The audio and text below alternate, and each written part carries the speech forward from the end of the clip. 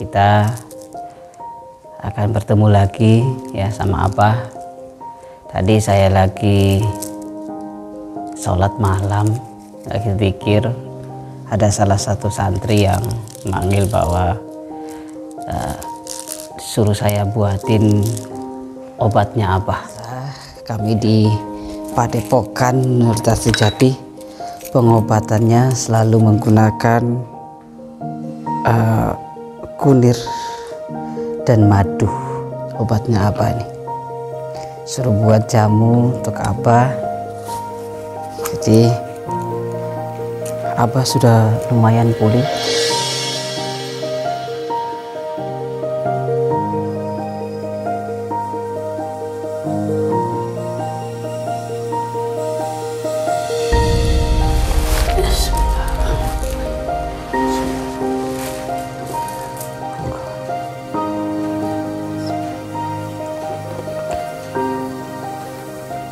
Sekarang apa yang Abah rasakan sekarang, Pak? Alhamdulillah sudah mendingan sih, sudah enak kan. Alhamdulillah sudah merasa enak.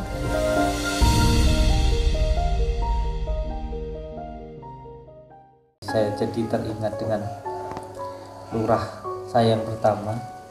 Dulu ada orang yang datang ke sini, beliau galau lah dengan hidupnya, dan beliau itu juga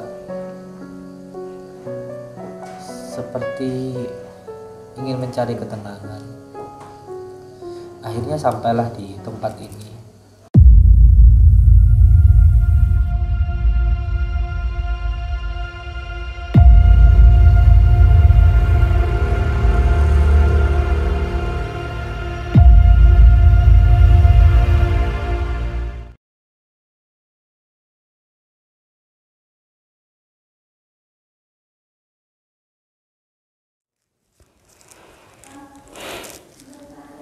Assalamualaikum warahmatullahi wabarakatuh.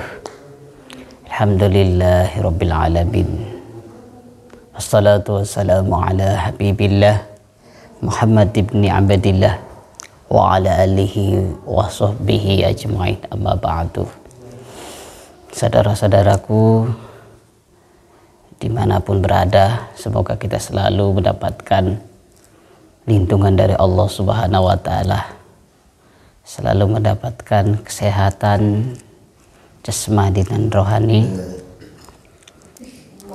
Pada malam hari ini ya kita akan bertemu lagi ya sama Abah.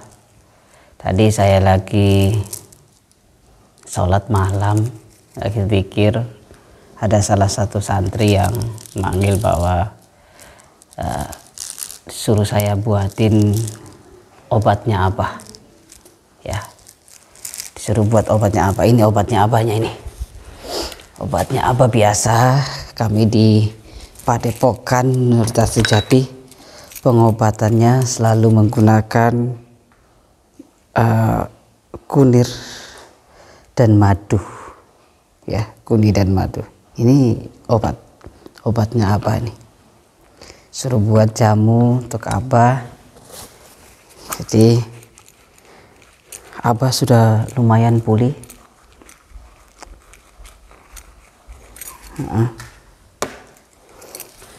Ya Allah, Akbar walillahilham. Oke, air asma ini sudah kami doakan. Kami selalu setiap hari habis maghrib, subuh, zuhur, selalu melakukan bacaan Yasin Fadilah untuk mengasma semua media-media pengobatan yang ada di Padepokan. Ini kita akan buat jamu untuk Abah.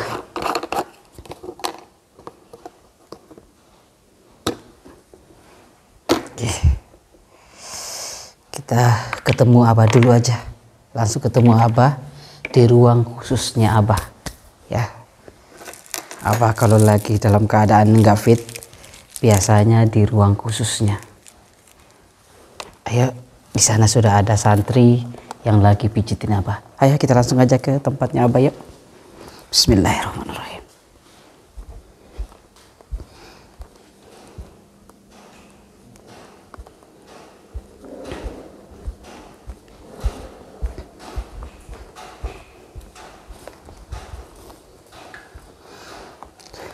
Assalamualaikum. Boleh masuk, Bah?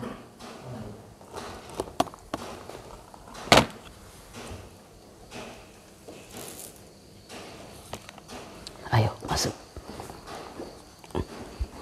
Oke. Alhamdulillah. Gimana, Bah? Udah lumayan, Bah? Oke, ini saya bawakan jamunya. Saya bawakan jamunya. Tak buatkan nggih, Bah ya. Jamu. Ini jamu kunir yang sudah diasma. Cara pembuatannya, kunir 1 sendok, ujung sendok aja dimasukkan. Kemudian sebenarnya kalau memang ada air hangat dikit sih bisa dicampur dengan air hangat biar agak cair. Kemudian dengan 1 sendok madu asma. Ini insya Allah obat segala macam penyakit. Bismillahirrahmanirrahim.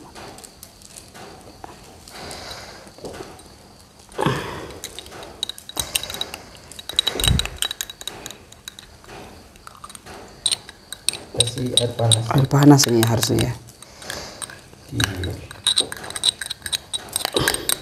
Ambilkan juga air panas. Tolong ambilkan air panasnya. Di ini sedikit.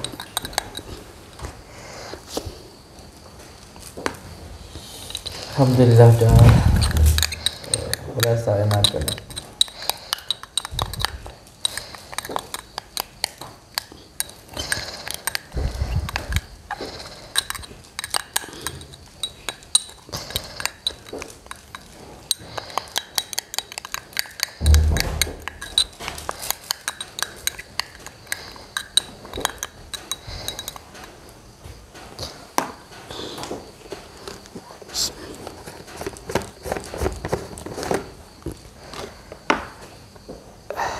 Bismillahirrahmanirrahim.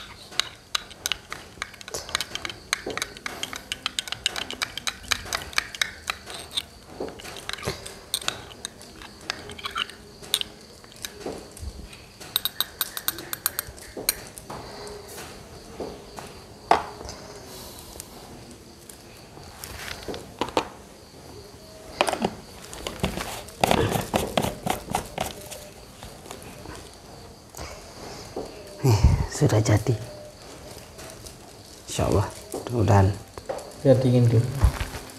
sudah hangat.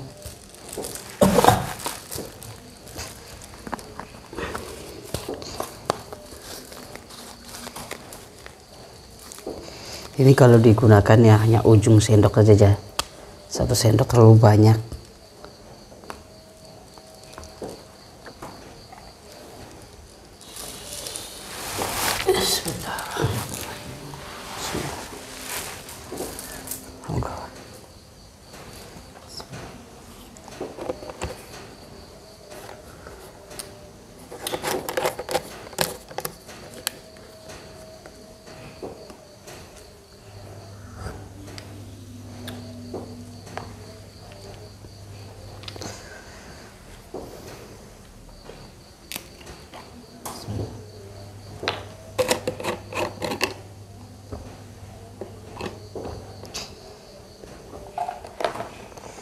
Mama doa.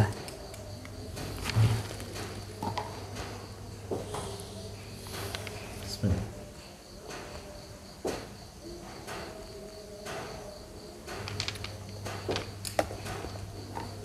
Alhamdulillah.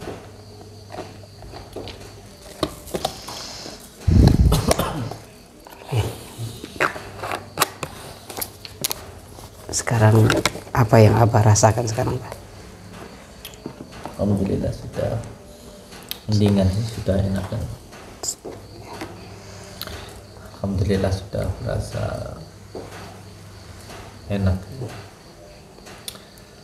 Tapi masih sedikit agak-agak liar ya, agak-agak liengan ya. Kliang. Ya. Alhamdulillah sudah, dadanya sudah nggak sesak. Kalau tidur itu masih duduk itu tek itu kayak seperti ada yang datang, terus seperti makhluk yang tinggi besar menyerang gitu. Ada yang muncul seperti itu.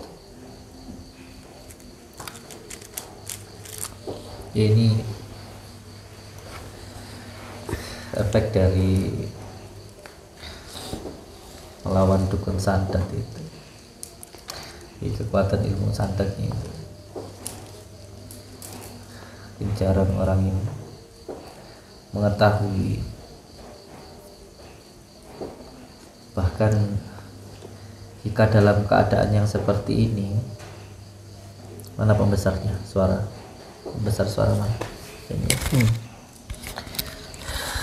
Bahkan kalau dalam keadaan yang seperti ini benar-benar demi Allah ya, benar-benar demi Allah yang saya rasakan ya. Saya jadi teringat lurah yang dulu, Pak Ansori. sebelum ya almarhum, sebelum Pak Kholik. panjenengan, Oh. sebelum panjenengan jadi lurah pondok, dulu sudah ada lurah pondok yang pertama. Sebelum panjenengan menjadi lurah pondok yang sekarang, Iya. saya teringat kepada lurah pondok yang pertama sebelum panjenengan. Jadi ya berbarengan dengan beliau ini, Kang Murdani. Kang Murdani di si pondok ini udah berapa lama Kang Murdani? Lebih 2 tahun. Sudah lebih dari 2 tahun. Tahu. Jadi dulu itu saya membangun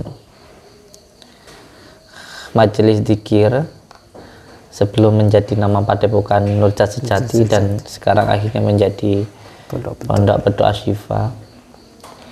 Kenapa saya yang pertama menamakan majelis? Karena tujuan saya itu mengajak orang-orang untuk bersolawat, untuk berzikir. Namanya adalah majelis dzikir Sholawat Siri Aladuni. Kenapa saya kasih nama Aladuni?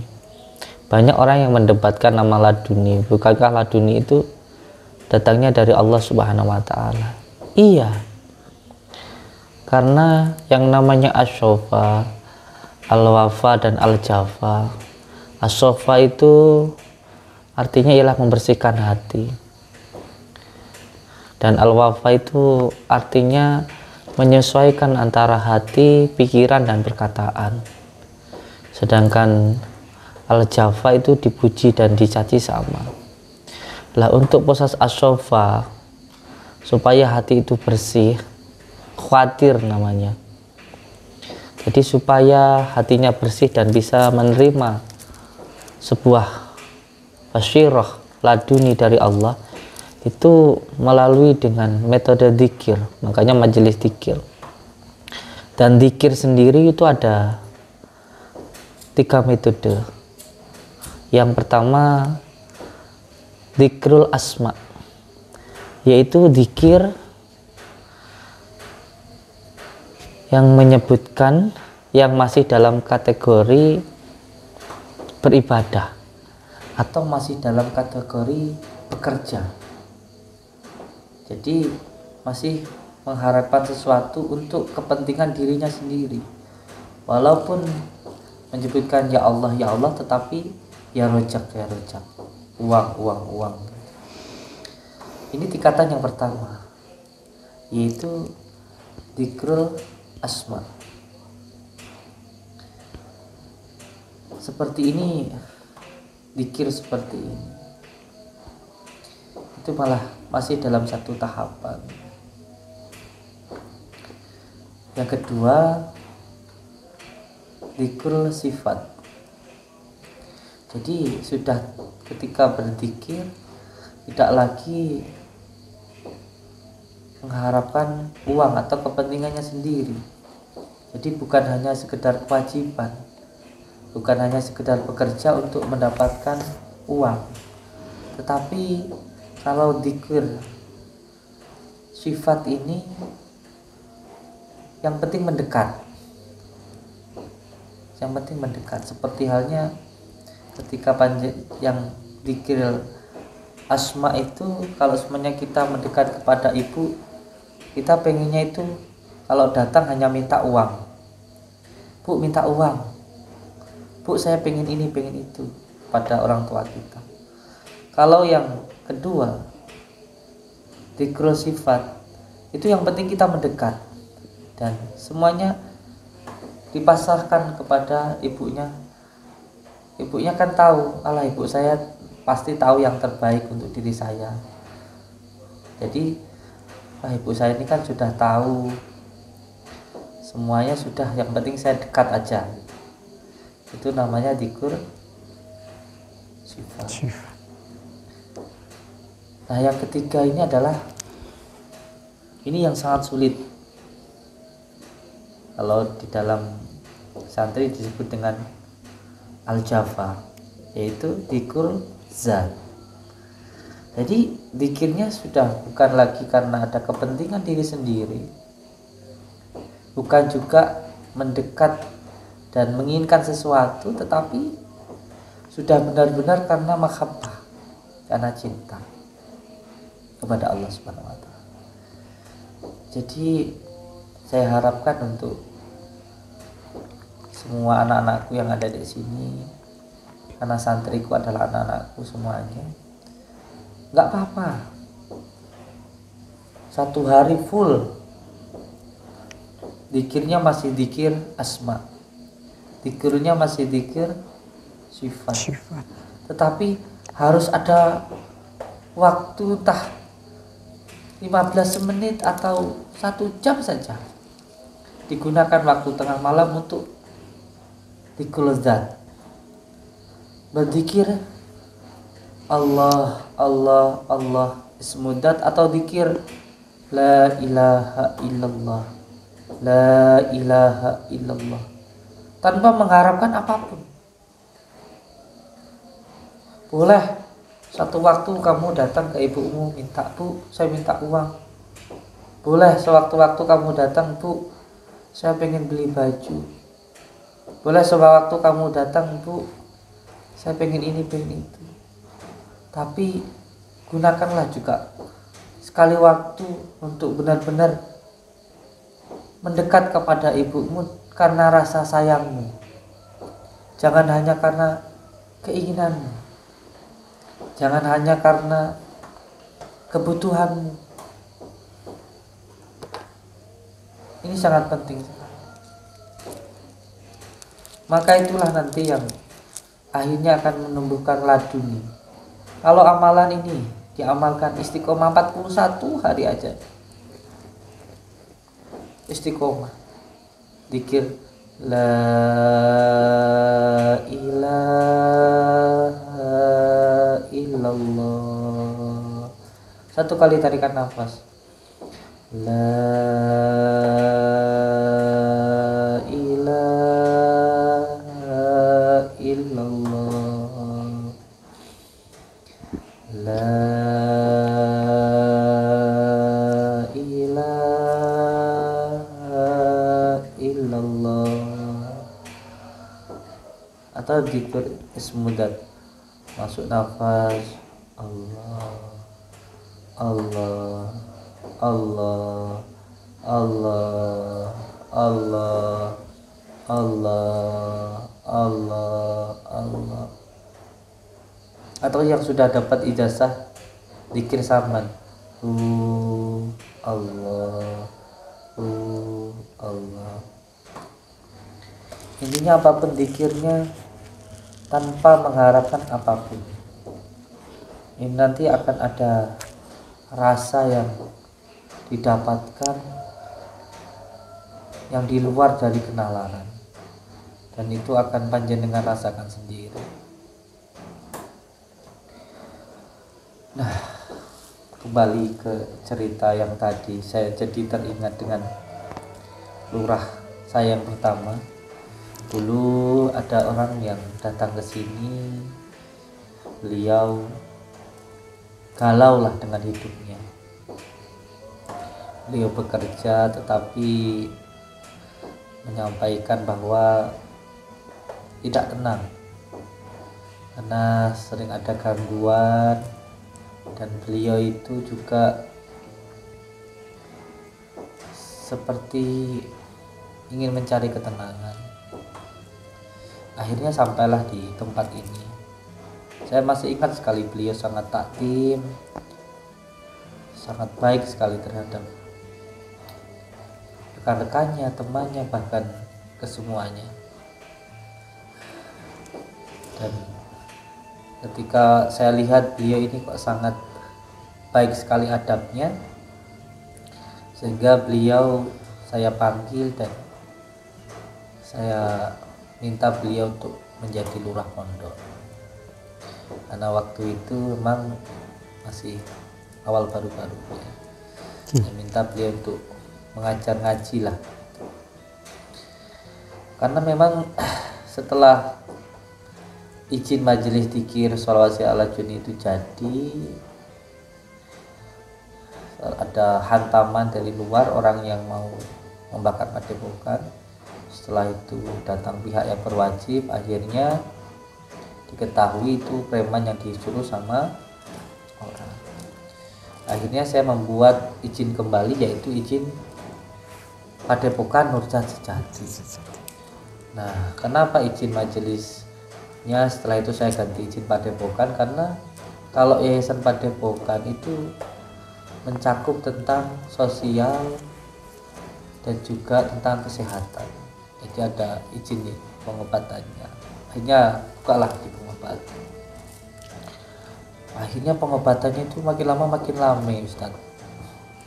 Seperti panjenengan ini yang lulusan dari pondok pesantren selama 11 tahun. Beliau lurah yang lama juga jebolan dari pondok pesantren. Nah, kenapa saya kasih nama padepokan, yayasan padepokan? Karena saya itu pengennya universal. Yang pertama, saya menyadari bahwa saya itu tak pintar ngaji, karena waktu di pondok saya itu ngabdi. Kalau layan-layan ngaji, saya itu kerjaannya dek ladang, nyuci sandalnya kiai, dan dek ladang, jadi saya nggak bisa ngaji. Nah, yang pertama sebenarnya lurah yang pertama khusus di bagian pendidikan, tapi alhamdulillah beliau juga sangat senang dengan ilmu hikmah, sehingga mengamalkan ilmu hikmah juga yang saya ijazahkan. Akhirnya beliau alhamdulillah bisa menguasai ilmu hikmah, dan alhamdulillah banyak yang mengenal Lalu beliau meminta izin kepada saya ketika itu untuk mendirikan padepokan sendiri atau membuka pengobatan sendiri, Ustaz, bersama dengan santri-santri yang lain. Sebenarnya saya sangat senang sekali kalau ada santri saya yang bisa berkembang dan bisa membantu orang. Sumpah demi Allah saya sangat senang wallahi.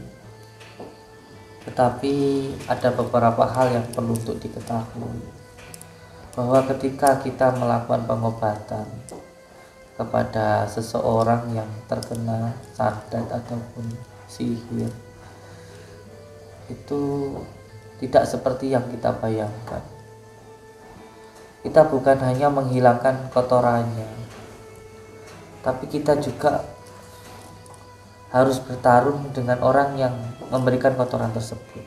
Nah, inilah terkadang yang belum dipahami.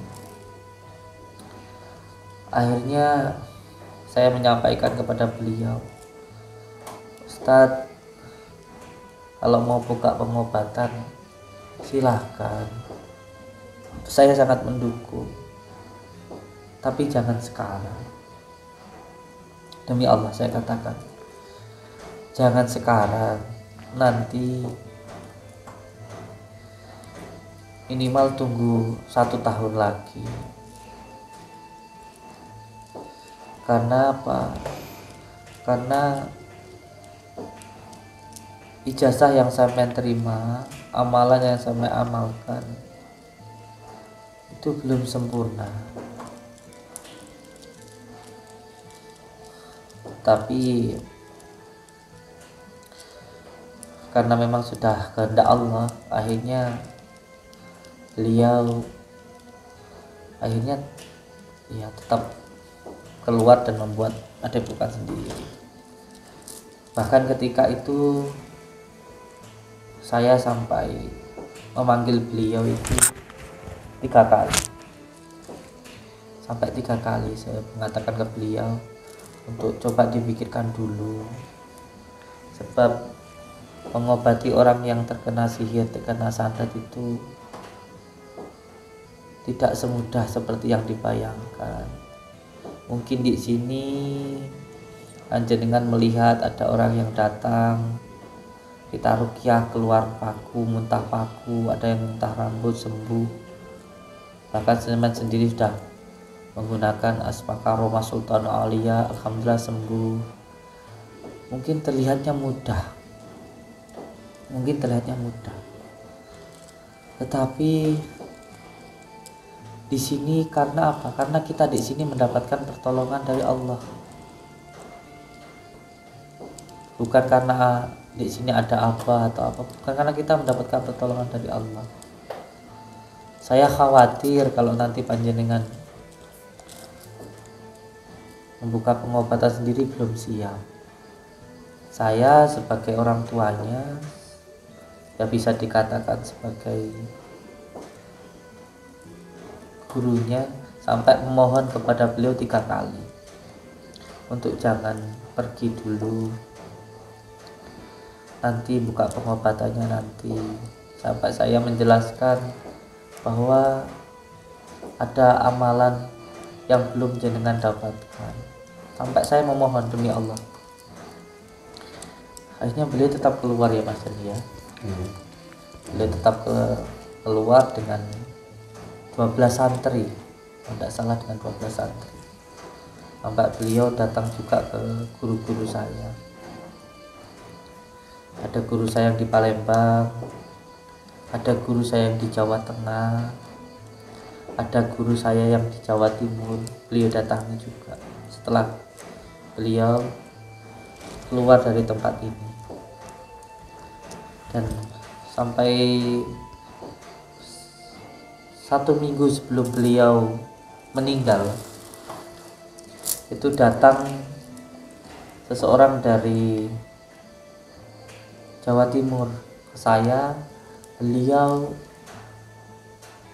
membawakan saya, ada videonya, membawakan ke saya pusaka. Beliau menyampaikan, Allahu a'lam bishawab, beliau mengatakan itu dari Sunan Bonang, kasih ke saya.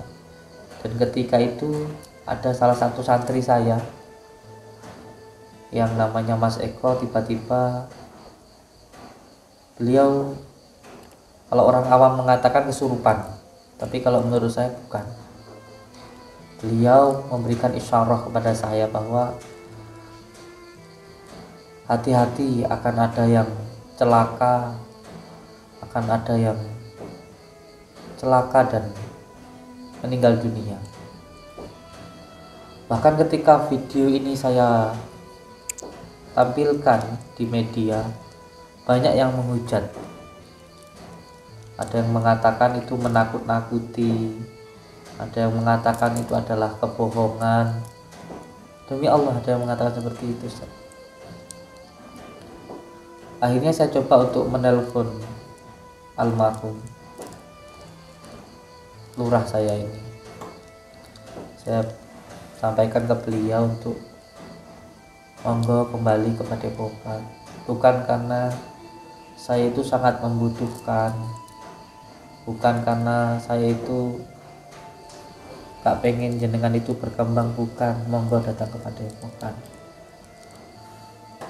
Beliau menjawab, nggih Pak, nanti saya datang. Alhamdulillah, saya tunggu sehari, saya merinding demi Allah. Saya tunggu sehari, 2 hari, 3 hari, beliau tidak datang. Sampai 7 hari. Akhirnya saya pasrahkan semuanya kepada Allah. Tepat 7 hari ketika saya sholat maghrib, saya mendapatkan kabar dari santri saya yang ada di Kalimantan, namanya Pak Eko, memberikan kabar, dia menelpon saya kalau Pak Lurah itu kecelakaan. Ada videonya, mobilnya ringsek, dan ada beberapa santri yang ada di dalam situ yang juga meninggal dunia. Mendapatkan kabar tersebut, saya langsung jatuh dan menangis sejadi-jadinya waktu itu, Ustaz. Bahkan waktu itu saya masih pengobatan, sampai akhirnya saya keluar untuk melakukan pengobatan itu sambil nangis saya. Saya waktu itu melakukan tindakan atau doa khusus, kalau orang awam bilangnya katanya penarikan itu. Demi Allah saya sambil nuangis waktu itu Pak Lurah. Waktu itu saya sambil nuangis. Karena apa? Ya karena teringat dengan jasa-jasanya kepada saya, dan lebih teringat kebersamaannya. Saya demi Allah, ketika ada seseorang yang pernah bersama dengan saya, pernah makan dengan saya gitu, pernah tidur dengan saya, pernah berjuang dengan saya, terus apapun yang pernah dia lakukan setelah itu, saya tetap ingat kebaikannya. Saya ingat kebaikannya, bahkan dengan siapapun itu, bahkan mungkin dengan kameramen saya, mungkin bukan dengan santri saya, bahkan dengan teman saya, siapapun itu yang pernah dengan saya, yang pernah hidup dengan saya, pernah bersama dengan saya tidak akan pernah lupa kebaikannya. Saya menangis luar biasa. Tapi bagaimana, ini sudah takdir Allah, gitu kan? Sudah takdir Allah. Dia wis tak bisa tidak bisa takdir Allah, bagaimana lagi? Akhirnya ya sudahlah. Nah, inilah yang menjadi pikiran saya.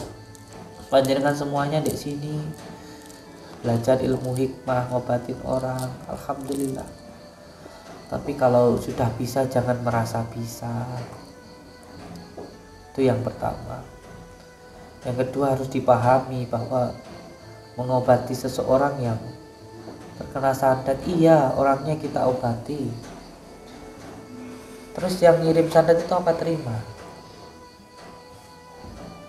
Harus dipersiapkan juga, bukan hanya pengobatannya, tapi juga pakarannya gitu. Jadi menuntut ilmu itu tidak semudah seperti yang dibayangkan. Jadi ini juga menjadi pembelajaran untuk semua santri yang ada di sini. Kalaupun ingin mengembangkan silahkan. Yang terpenting harus niat untuk mencari Allah Subhanahu wa taala dan benar-benar menjadi seorang hamba yang as-sofa, al-wafa dan al-jafa. Insyaallah. Untuk doa semuanya, semoga kita yang berjuang untuk menghilangkan, membantu saudara kita yang terkena santet, terkena sihir ini bisa terus kita lakukan. Tidak usah peduli dengan omongan orang. Ya harus al-wafa tadi, dipuji dan dicaci sama. Kalau bukan kita terus siapa lagi? Kalau bukan kita yang membantu saudara-saudara kita yang terkena sihir santet, siapa lagi? Orang lain yang tidak pernah terkena santet atau tidak terkena gangguan sihir ya gak akan percaya. Tapi mereka yang terkena sihir, yang terkena santet, bagaimana? Apakah kita akan berhenti karena orang lain yang tidak merasakan sakitnya terkena santet? Apakah kita akan berhenti karena omongan mereka? Kan tidak. Kita kan harus tetap membantu orang-orang yang sakit, yang sudah berobat ke dokter, yang sudah berobat sampai ke luar negeri gak sembuh. Kita yang memang mendapatkan